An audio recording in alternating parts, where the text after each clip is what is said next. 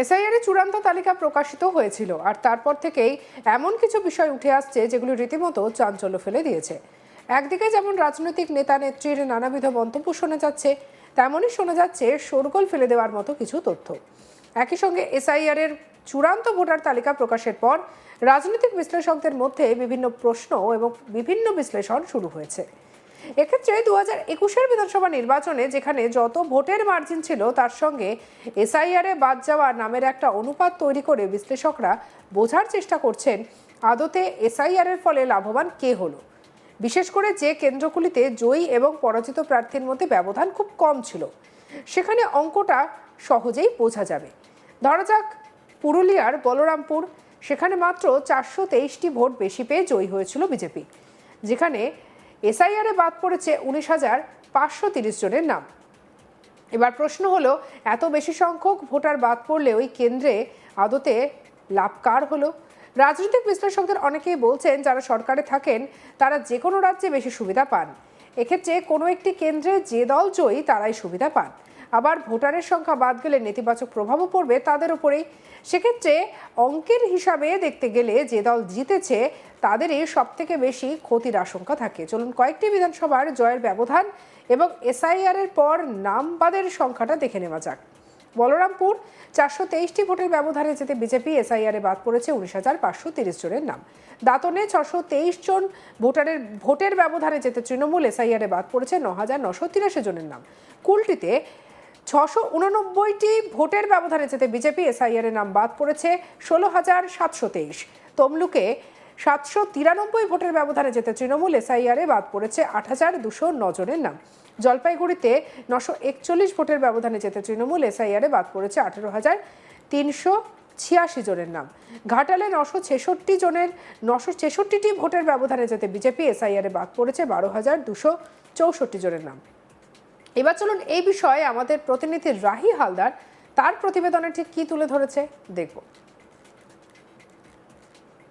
বাংলার বিধানসভা নির্বাচনের আগে সবেমাত্র শেষ হয়েছে যে এসআইআর যে প্রক্রিয়া, সেই প্রক্রিয়ার যে পূর্ণাঙ্গ তালিকা, সেই তালিকা প্রকাশের কাজ গত 28 তারিখ একেবারে সেই যে পূর্ণাঙ্গ তালিকা যেমনটা সুপ্রিম কোর্ট নির্দেশ দিয়েছিল সেই অনুযায়ী 7,08,00,000 যে নাম, সেই নামের তালিকা কিন্তু প্রকাশ করা হয়েছে এবং এই নামের তালিকা থেকে ইতিমধ্যেই প্রায় 63 লক্ষের কাছাকাছি নাম যেগুলি বাদ পড়েছে। তবে রাজনৈতিক মহল বারবার একটা বিষয়ে প্রশ্ন তুলছিল যে এই যে এসআইআর প্রক্রিয়াতে যে নাম বাদ যেতে চলেছে তাতে কার লাভ বা কার ক্ষতি। এই লাভ ক্ষতির অঙ্কর হিসেবটা যদি করতে হয় তাহলে কিন্তু তার আগে একটু আমাদেরকে ফ্ল্যাশব্যাকে যেতে হবে যে ভোটের যে ফলাফল তার দিকে। কারণ একেবারে কান ঘেঁষে বেরিয়ে যাওয়া যে সমস্ত ভোটার যে ভোটিং কেন্দ্রগুলি, যে বিধানসভা কেন্দ্রগুলি ছিল যেখানে মাত্র খুব সামান্য ব্যবধানে জিতেছে কোথাও তৃণমূল কোথাও বিজেপি, সেই সমস্ত জায়গাগুলিতেই হয়তো এই যে এসআইআর এর যে নাম বাদ পড়া, সেই নাম বাদ পড়ার লাভ ক্ষতির অঙ্কর হিসেব মেলাতে সুবিধা হবে রাজনৈতিক মহলে। তবে সবার আগে যেটা জানিয়ে রাখা ভালো যে এই ধরনের যে বিধানসভা কেন্দ্রগুলি রয়েছে সেই বিধানসভা কেন্দ্রগুলিতে কিন্তু খুব উল্লেখযোগ্যভাবে সেখানে নাম বাদ পড়ার যে বিষয়টি সেটি ধরা পড়েছে এবং একই সঙ্গে যেটা দেখা যাচ্ছে যে সেখানে যে ভোট পার্সেন্টেজ বা ভোটের যে মার্জিনে শাসক দল বা বিরোধী দল জিতেছিল তার তুলনায় এসআইআর এর নাম বাদ পড়েছে বেশ অনেকটাই। যদি উদাহরণস্বরূপ বলা যায় তাহলে হচ্ছে যে পুরুলিয়ার বলরামপুর এলাকা, সেখানে মাত্র 423 ভোট পেয়ে জয়ী হয়েছিল বিজেপি। বলরামপুরে 423 ভোটে এগিয়ে থেকে বিজেপি জিতেছিল এবং এসআইআর এ সেখানে নাম বাদ পড়েছে 19,530 জনের। তাহলে এবার এখান থেকে তাহলে ধরে নেওয়া দেখতে হবে যে এই যে নাম বাদ পড়লো সেই নাম বাদ পড়াটা আখেরে কার দিকে যায়। ঠিক এরকম পুরুলিয়ার মতন আরও কয়েকটা উদাহরণ আমি আপনাদেরকে দিচ্ছি, যেটা হচ্ছে দাঁতন। সেখানে 623 ভোটের ব্যবধানে জিতেছিল তৃণমূল এবং সেখানে এসআইআর এর নাম বাদ পড়েছে প্রায় 9,983 জনের। কুলটি, সেখানে হচ্ছে 689 ভোটের ব্যবধানে জিতেছিল বিজেপি এবং এসআইআর এ সেখানে বাদ পড়েছে 16,723 জনের নাম। এরপরেই আছে তমলুক। তমলুকে জিতেছিল হচ্ছে 793 ভোটের ব্যবধানে জিতেছিল তৃণমূল, এবং সেখানে এসআইআর এর নাম বাদ পড়েছে 8209 জনের। জলপাইগুড়ি সেখানে 941টি ভোটের ব্যবধানে জিতেছিল তৃণমূল, এবং এসআইআর এর নাম বাদ পড়েছে 18,336 জনে। ঘাটাল সেখানে 966 ভোটের ব্যবধানে জিতেছিল বিজেপি, এবং এসআইআর এ বাদ পড়েছে 12,264 জনের নাম। এই যে জায়গাগুলির আমরা উদাহরণস্বরূপ আপনাদের সামনে তুলে ধরলাম, এই জায়গাগুলিতে বলা চলে একবারে কান ঘেঁষে ভোটের রেজাল্ট বেরিয়েছে। মানে ভোটের ব্যবধানের জয় কিন্তু খুবই সামান্য মার্জিনের মধ্যে দিয়ে। তো এই সামান্য মার্জিনের মধ্যে দিয়েই দেখা যাচ্ছে যে একটা বৃহৎ অঙ্কের প্রায় কোথাও 19,000, কোথাও 8,000, কোথাও 11,000, কোথাও 16,000 নাম এসআইআরে বাদ পড়েছে।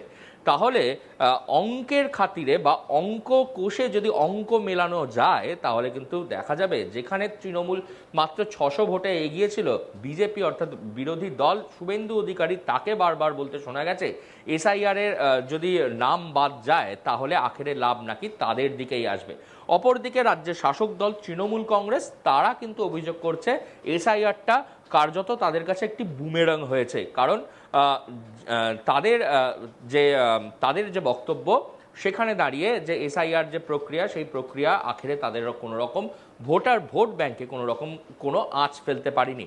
তবে এই যে দুই তরফের মধ্যে বাকবিতণ্ডা, রাজনৈতিক উত্তেজনা রয়েছে, তার মধ্যে কিন্তু খাতায় কলমে যেটা দেখা যাচ্ছে, এসআইআর এর নিট রেজাল্ট বেরোনোর পর যে সমস্ত জায়গাগুলিতে একেবারে কান ঘেঁষে ঘেঁষে দুটি জায়গায় বিজেপি জিতেছিল, বাদবাকি জায়গাগুলিতে তৃণমূল জিতেছিল মাত্র 900 ভোট, কোথাও 600 ভোট, কোথাও 400 ভোটের ব্যবধানে, সেখানে প্রায় 19,000, 18,000, 16,000 করে নাম যে বাদ গেল, সেই নাম বাদের যে গড়, যে তাদের যেটা বলা চলে যে এর যে ফল, সেই ফল এবার কার দিকে যায়, কোন রাজনৈতিক দল নিজের আখের গোছাতে সক্ষম হয়, এটা কিন্তু দেখা যাবে এইবারের নির্বাচনে।